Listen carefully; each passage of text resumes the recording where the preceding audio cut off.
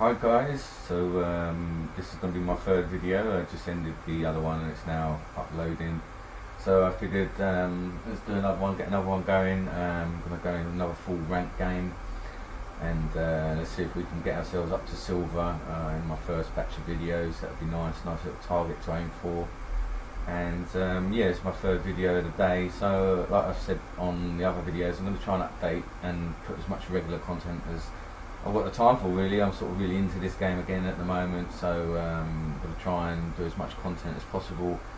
So yeah, wish me luck. I'm going to go with this last setup again. We've got a win on the last one. We've had one loss, one draw, one loss, one win, so we're kind of 1-1 at the moment on results. Don't know, with the law of averages, so I'm going to get a tie. I doubt it, but let's see what's going to happen. It's quite quick, so that's good. We're going to go straight in and hopefully get another victory out of this game. Yeah, hopefully. I mean, the last game, I think, you know, we were quite lucky in a way. We had some success quite early, so I'm going to carry on with my normal strategy on this. I'm going to go ahead with my lieutenant anyway, because if they are big guns that he's coming up with, then we want to know that as soon as possible. Okay, so he's got a major there. Alright, so it looks like a reasonably big piece is there. I better move this over just in case, maybe sort of sell a bit of a bluff, but I've got a feeling that that could be a bigger piece, so I think okay, no it's not, so that's fine. Alright, so what I'm going to do is sort of turn the tables on this. I'm going to bring up the minor here, try and sell it as a bit of a bigger piece, because I know he's got his major there. Okay, he's moved his major over, so what we may find here, you see, so I've got my spy covered out. I can move that along time being, get a scout up here now, and okay, that's good, that's flushed out a scout, so that's done a bit of a job there for me, that minor. I don't need to sacrifice it. I mean, that's an ideal situation. If I go and make a move like that with a minor, then it's essentially to try and flush out some scouts, especially this early in the game. I mean, later on in the game when he hasn't got any scouts. Okay, that's good as well. So got to be a bit more cautious here, because now my spy is covered. So I'm going to pretend that I'm just bringing my minor back for the time being by moving my major along, and that will cover my spy. And then what I can do is I can, you know, like I say, bring this minor back, just pretend that he's coming back into the ranks, and then I'll start moving up with another piece on this side to give me the opportunity to perhaps flush out another scout. Now, it probably would have been better for me not to have a scout coming up here now. Oh, I've made a mistake there. I've gone straight back again. Didn't mean to do that. Actually, what I may do is move my major up first, then look like I was. I mean, it's handy in a way that I've left that minor there, because you know it's sort of covering my marshal being exposed from the scout as well so early, which is not really needed, you know. So I think I'm going to take a risk here with my major. I tend to take. Okay, he's coming in with a big gun. Look at that. So I mean, you know, he could well back off now, but he knows these two pieces have moved. So let's see if he's going to chase this minor. I can hopefully just get that away, you know. I think what I'm going to have to do is try and sell him a bluff with a spy, and but I don't think he's necessarily going to buy. I think he's going to come in here with this scout now, and yeah, expose my marshal. So that's a shame that that's happened so early. But I'm going to see. I mean, this is quite a blatant bluff, really, to come in with this piece, pretending to be a spy. But you know, I think what I might do here is sometimes it's handy to try and get rid of a marshal early. So I think what I'm going to do is pretend that my minor here is a spy, and then I'm going to try and see if I can do the ultimate bluff, which is I'm making him think now that this is my spy, and then I'm going to try and poach him out, you know, see if he wants to take the piece. He'll say, no, I'm not going to take that piece, because okay, so he hasn't bought the bluff, which is a shame, but you know, it's one of those things. Sometimes it works, sometimes it doesn't. If you get a result, then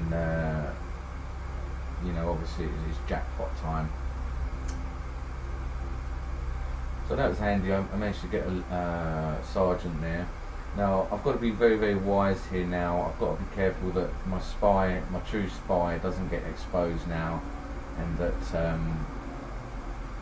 he doesn't take it unnecessarily with a scout. Now does he know that that's a captain? I'm not sure.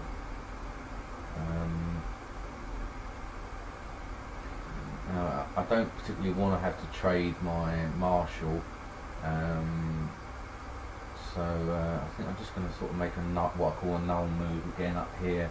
I'm not sure what he's going to be coming in here with. I think he obviously knows he's going to be able to take my captain with it, I think, because he knows that that's a captain, and he knows that's my marshal now, so I think we may just have to see what comes down, and I need to really maybe get my colonel in a better position here, but it could be a bit of a disastrous run of. Oh, okay, so he's coming in now with his general,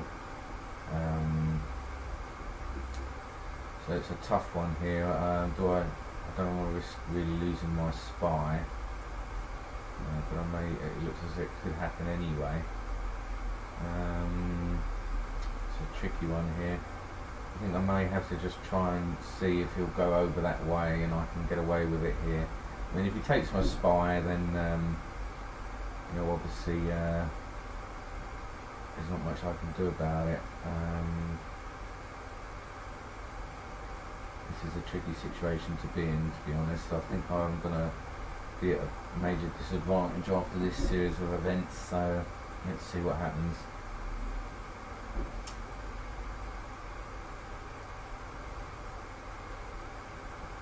I think this spy is now under serious threat from a scout, you see. Oh, we've hit the jackpot.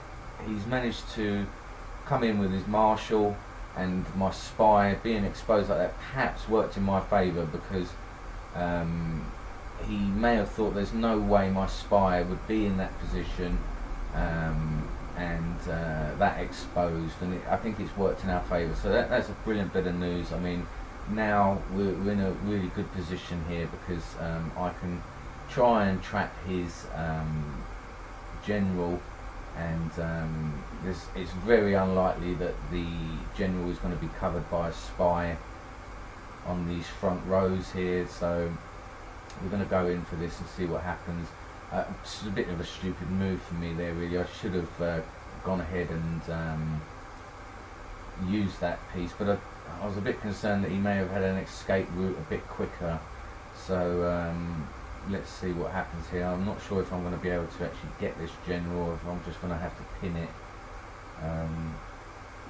but we've had some really good luck there with that marshal coming in. You know, I think it was a major surprise for the both of us, really, obviously, because we didn't expect the spy to be there, so I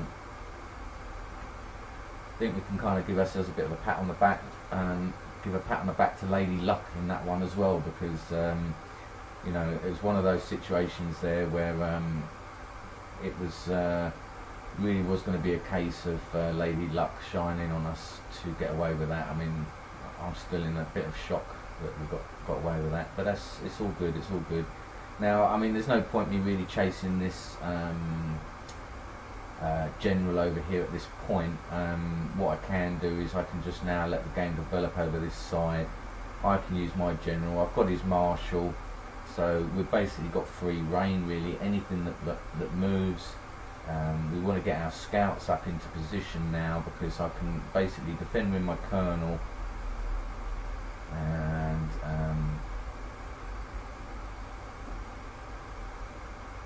now I'm not sure if I necessarily want to expose my general straight away, because you know, that's going to give him the opportunity to strategize outside of that. So I think what I may do is you know, bluff it away at this point, and then see if we can get anywhere. And now he's likely he could go in with his miner here, and of course my flag is a bit exposed now, so I think that okay, now that's lucky. He's come in there. I thought if he was going to go along the top bomb, then obviously it was going to be exposed. So I think that's a fair play. We've managed to hold that off for the time being. Now I think, like I say, I want to get some scouts up here into these lanes, and where I can attempt to try and defend. But the worst he's going to come in with is a colonel. So I think the worst comes to worst, I can get my colonels here and let them defend the flanks, and perhaps what I should do as well is get some captains in place so that I can then defend again